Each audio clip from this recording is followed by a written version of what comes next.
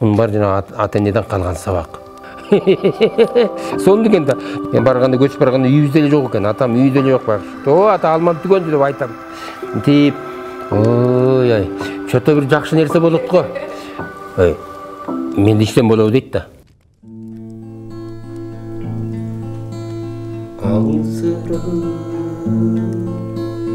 Жаным кийип турган кезде болду жүрөк болуп койбойсуңбу билбеймин деп айкабай жүрөсүңбү же мени урубайт деп ойлойсуңбу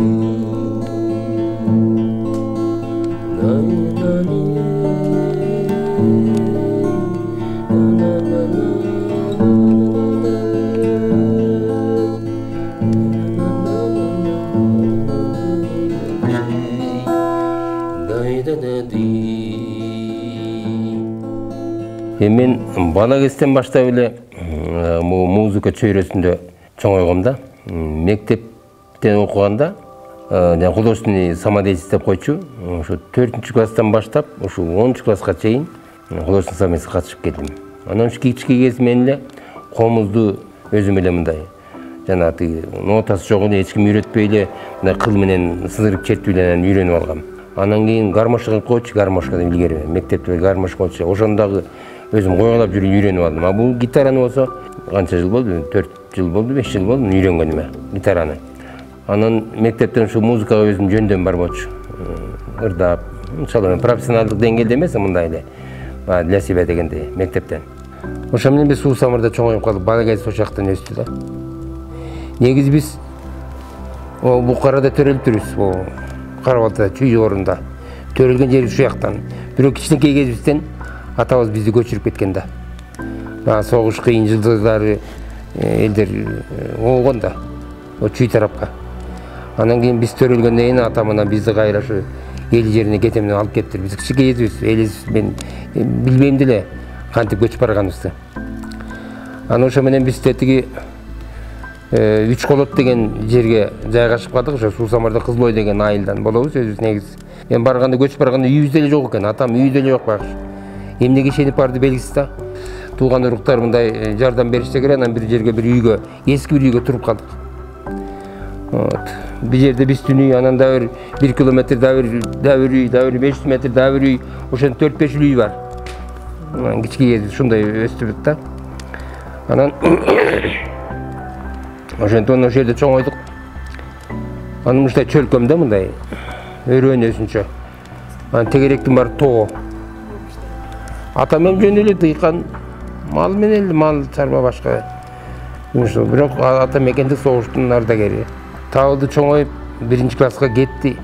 Ылдый жака бир мектепке кеттим деп атам алып кетти. Мен анда кичикеймин, ошондо 4 жаштамын. Анан табылды каникулдан келгенде бир кызыктай сонун нерселерди айтып берет да, кантип окууга барганын, мектепке барганын, калем карындаш бергенин, кагаз жазганын, ушунун баарын көргөзүп, окуу кандай сонун экенин мага айтат да. А мен ушундай кызыгам да, таң калам.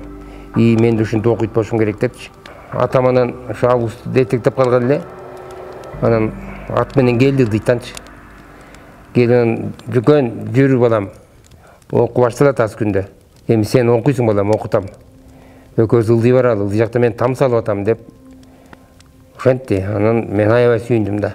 Ылдый жака мектепке андай болот экен, анан сүйүнүп атам да. Анан кийин атка минип, аттын астына ээрге бир чоң койду өңөрүп, өзүбүздүн койдон.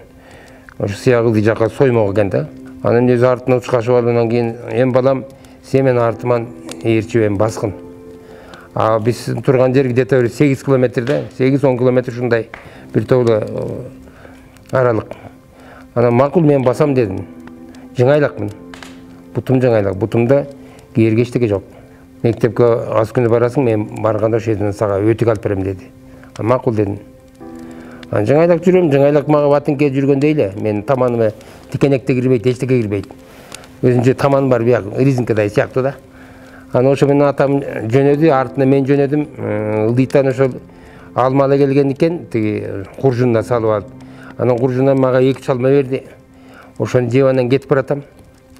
Анан бир убакта алманы жеп бүттүм, түгөндү. Анан кетип баратам. Кандай жукен деп коет. Анан кийин жакшы ата деп коем. Анан кийин алмаң түгөндүбү, алма жейсиңби дейт. О, ата алмам түгөндү деп айтам. Алмам түгөндү, алма берсе экен деп атам дагы, кантип берсе. Анан мен артка карап туруп, алып туруп, анан мен жукен деп мен ыргытат. Ыргытканда мен кетип onu таза болом. Ошол бүгүнкү күндө эсимде да ошол алмаларчы. Анан бай алманы жеп анан кете берем, ошо артынан ээрчип. Ошентип улам кеткинче бир топ алма берди, бир топ жерден токтоп алма берип. Анан кийин ошо Кызылойго жетерде бир тектир деп коет, түз жер бар. Ошо жерге кырга келсек эле тоонун ылдый жактагы өзөндө шаар. Мага шаардай эле көрүндү, Кызылойлор. Тамдар. Бир эле көчө. Анан ар жакта көкөмөрөн суу сагып турат. Көкөмөрөн ар жана карагыр тоосу мага ушундай бир жомоктогудай көрүндү да. Ушундай таң калдым. Баа мен эңсеп жүргөн бу тоонун ар жагында эмне бар деп жүргөн немене нерсени көрдүм да. Мен ойлочумун, ушу тоонун ар жагы менен ушу дүйнө жүзү бүтөт депчи. Ар жагы жар болуш керек депчи. Анан ошо менен мектеп тиги айылга келсем, табылды тиги апамдар менен дагы ошо кошуналар чогулуп алып кирпич куюптыр. Там кура турган кирпич ылайдан. Анан табылды жыргап эле тиги жыңайлагы эле ошол калып тартып кирпич сүйрөп атат. Анан мен деле кошулуп кеттим, кел, момундай кирпич куюп атабыз, мына атам там салып атат, биз там салабыз, мага там жасайбыз деп эле. Мага ушундай кызыктай көрүндү да. Анан эле баягы кошулуп эле мен кирип кеттим мылайга эле. Көрсө сонун оюн экен, бизге оюн болду. Сонун экен да. Сыйгалак жерден жанагы мен калып сүйрөп келатсаң, анан жыгыласың, тайысың, анан өңтөрөсүң, интесиң, чоң кишилер салып берип атат. Ошентип анан кийин ошо атам тамды салып, 2 комнат там салып аттыр. Анан бирөөсүн бүтө албай өлүп калды бакшы. Дүйнөдөн өтүп кетти. Мен ошентип анан мен 4-класста болчумун ошондо. Табылды 6-класста болчу. Ошо менен атам өтүп кетти, өмүр кыска экен. Ошо менен жетимчиликти көрдүк, анан жетимчилик баштан өттү. Вот анан ошондон баштап анан кыйын. Апабыз кыйын кайраттуу киши экен. Ошо жана санитарка болуп эмеде иштечи, тиги больницада. Айлык алчу, 60 рубль лирка менен. Ошо менен бакты бизди. Окуп анан бала кезде ушу жетимчиликти ошо өткөрдүк бала кезден. Табылды жакшы окуучу мектепте. Мен эптеп эле бүттүм да. Себеби жанагы үйдөгү чарба жумуштар, көрөкат деген бар, отун алмай, суу ташымай, мал макмай, бок чыгармай, коро тазаламай, чөп салмай, чөп чапмай. Ошол кара жумуштардын баарын мен көпчүлүгүн мен жасачу элем да. Табылды жардам берчү, бирок ал улуу катары тигин жаса, муну жаса деп коет. Анан ал мен сабагымды окуйт, мага жардам берет, мен ошого ыраазымын. Анын жумушун жасай турган мен жасайм, ал ошого ыраазы. Ошентип эки бир турган, ушинтип анан биз ушинтип чоңойгонбуз да. Ошентип чоңоюп, бирибиз түшүнүп, жарты сөздөн деп коебуз, полуслов деп, бирибиз көз карабыз менен бирибизди ушундай түшүнчү элек. Ошол мамиле кийин шорону түзгөндө ошол негизги эме болуп эсептелди, негизги основа. Предпосылка деп коебуз, или философия. Ошо эки бир тургандын бири-бирин түшүнүп, анан маңдай теске отуруп, чечимге келип, ошол анан шоронун түзүлүшүнө эң чоң жардам берди, эң негиз секрет ошо деп койсок болот. Ошону пайдаландык да, баягы эки бир турган бири-бирин мындай айкалышып иштегенди. Мектеп табылды, мектепти бүткөндө эле барып өттү. Ошончо окуп кетти. Анан мен мектепти бүткөндөн мен да аны туура анан бардым да. Мен өтпөй калдым. Каяктан өтөм, сабак билбесем. Анан кулап кайра келдим. Келип эмне кылам анан? Келип анан кийин жалданып, койчу болуп 1 жыл кой бактым. Бир чабанга. Ал кезде малдан башка эчтеке жок айылда. Дыйканчылык деген жок. Эчтеке өспөйт бизде. Анчам жалым өсөт, дагы жыргап өспөй, жартпайт. Анан ошо менен малчылыкта. Анан койдуп анан эмне кылам деп анан апам жардам берейин деп колуман келбесе, кой анан кирип мал багайын деп анан үйдөгү 5-6 кой бар эле, 10 чакты апабыздын кою. Ошону алып алып, ошону алып бакканга ыраазы болуп, апам ошого ыраазы болду. Барып жалданып малчы болуп 1 жыл кой бактым. Анан армияга бардым. Армияга барып ошол жактан орусчаны ошол жактан үйрөндүм. Армия барган жакшы болуптур. Чоң тарбия болду мен үчүн. Ошол жактан Чехословакияда служить эттим. Европада Чехословакияда служить этип 73-жылы келдим. Келип алып анан жанагы политехке подготовительный институт бир жылча даярданып, анан кийинки жылы кайра сдавать этип, анан кийин биринчи курска өтүп, анан ошентип анан политехте окудум. Табада ошо политехти бүткөн. Шорону биз эмне үчүн шорону жазап калдык? Эми максым да. Мунун себептери ар кандай да. Муну апабыз жана аялдарыбыз үзбөй күндө жазап биздин күнүмдүк ичкен ичимдигибиз болуп саналып калганда. Мына апабыздын эң бирден бир заслугасы, биз бала болуп башыбызга жуун чыккандан баштап, бала болуп эсибизге келгенден баштап, апабыз бир да күн ушул максымды жазабай калган күнү болгон эмес. Мына бул дагы философия да, бул тарбия. Бул тербия, бул генетика, бул ата-бабадан келет. Ошону апабыз баягы преемственность деп коет. Колдон колго өткөрүп, унутулуп калбай, анан бизге өткөрүп. Адагы апабыздын ата-энеси ошондой болгон да. Чоң атадан келаткан эме да, Кыргыздан 1000 жылдан бери келаткан эме да, манастан бери келаткан. Ичимдик улуттук, мына балалык. Ушул маданиятты тетияктан бери туулай сактап алып келип, анан бизге өткөрүп берип атпайбы апабыз? Анан биз күндө ушуну ичсек, талкан, буудай, арпа, жүгөрү куурганды, бүт жанагы сок билекти сокконун баарын ошону өтпөдүк биз. Биз өттүк ошо талкан дайындамай күзүндө, бышыкчылык. Анын баары биздин башыбыздан өттү да. Мындай тепши деп коет, мындай ташын эметип, анан апабыз жасап, анан кийин биз кууруп, анан кийин тепши сок менен сок билек анан барыбынан жаргылчакка тартып, анан ушинтип анан ушул пайда болот да. Ошонун баарын өткөнбүз да. Мунун баары сабак. Мунун баары жана ата-энеден калган сабак. Чанда да биздин үйдө эле жасалат да, шаарга келип. Бул айдан ичип жүрөбүз кыз бойдон. Анан шаарга келип, дагы үзбөй ошол жерден анан апабыз келген сайын талканды жеткирип, же биз каникулга барганда талканды жолубузга көтөрүп, автобус менен эмне менен алып келип муну жасап, анан ичип жүрбөйлүбү? Анан ойлоп атам, муну эми качан бул үзүлүп калат менден депчи. Суроо бар да, турабы? Эми чанда жасайт. Мен эми досторум көп да, студент достор көп да, билген тууштар көп да. Ошолордон эч ким жазабайт экен. Эч ким жазабайт экен.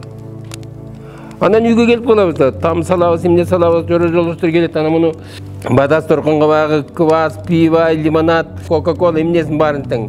Баарын коебуз да. Баары тең бөтөлкөдө турат да. Ак суу, мак суу, газбада, масбада баарын коебуз да бүт тең. Тамак аш баарын анан. Бул байкуш жок, бул коюлбайт.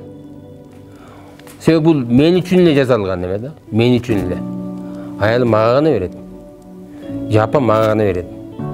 Жалпы элге бул кирелек байкуш, бул дасторконго кирелек, жана эл келип отурган, жана тойканага бул кирелек байкуш. Анан мен отурган ичким келип кетет да, менче табылды, анан келчегим айтам да, алып кетчи максым дейм да, бир чөйүш куюп. Анан алып келет да, анан алып келип бериме кое коет, анан мен алып элем айтам, жүтө. Мен туп кайра отура калам, мен анан биякта отурган достор айтат да, жука, эмне иштиң дейт да. Сен эмне иштиң дейт да. Ой, максым эле деп коем да, максым эле. Жарма үйдөгүлөр деп коем. Ой, мен иштен болобу дейт да. Ичесиңби? Алып кел дейм да. Аялыма айтам да, алып келчи, могу ичем деп атат деп. Анан алып келип берет да, кружка менен, чоң чыны менен. Алып келип муну ичет. Жанталаш муну тартып ийет, үчүп ийет. Анан тиги көрөт, тиги анан алып келден баары. Ошентип анан кийин менин үйүмө дем алышта бир келип ичпесе, башта орчуп алды достордун. Шотас ошентип бул брендке айланып калды. Жука менен Табыкемдин үйүнө барып, максым ичип келеличи деп. Жолдон лепешка алып алабыз, ызык лепешка. Анан ошо менен келип ушуну жеп, анан ошону кетебиз. Ушул бизге түрткү берди. Баягы Горбачевдон кийин, Горбачев бир перестройканы баштап албады. Башталгандан кийин бизге окшогон жана предприятие адамдарга жаңы жел келди да, жаңы мына ветерок. Ветер перемен деп коет. Ошо жаңы жашоонун шамалдары келип баштады да, мындай. Тип, ой, чөтө бир жакшы нерсе болот го. Жакшы нерсе болот го. Мен уйругун ойлоп койчумун, ушу коммунизм боюнча эле жашап жүрө бересизби? Ушинтип эле жүрө берип тажадым да, мен жана айтып атпайм. Одно и то же надоедает. А мен ошол жашоодон тажаган адамдардын биримин да, мен Табылды экөөбүз.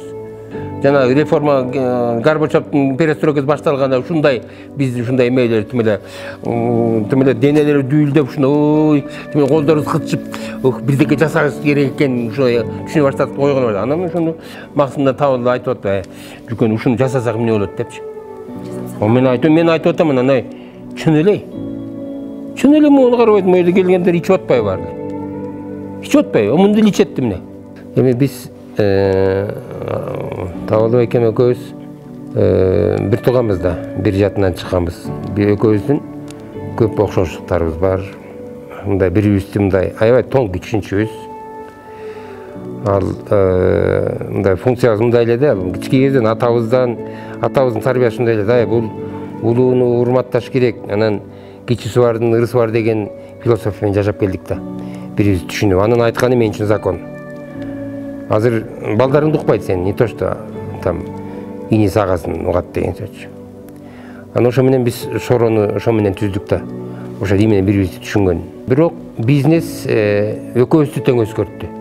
Бизнес биз 20 жыл бизнес экөөбүздү тең өзгөрттү. Мен да өзгөрдүм, ал да өзгөрдү. Эми кандай жакшы өзгөрдүк да. Мындай биз мышлениябыз өзгөрдү.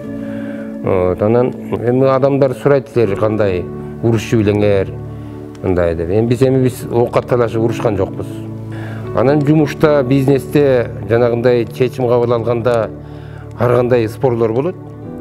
Ошол спор болгон жакшы да.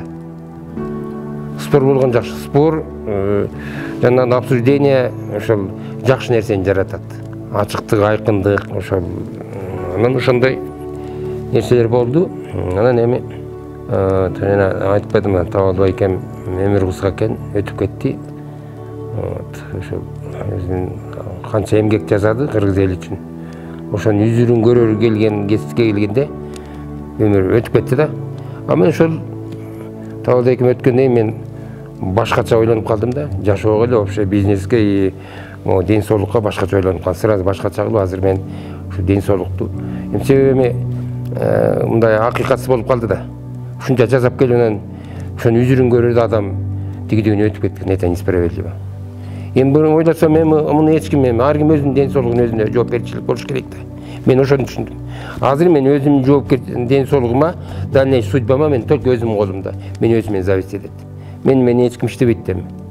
Ким мени карап турат эми. Тигиндей кыл, мындай кыл, тигин деген. Биз ал возрастын өтүп кеттик дейм. Туурабы? Ошон үчүн ар кимдин өзүнүн ден соолугу, судьбабыз өзүбүздүн колубузда. Ошон үчүн мен азыр жаңы жашоону баштап ошондой концепция менен жашап аткан кезимде.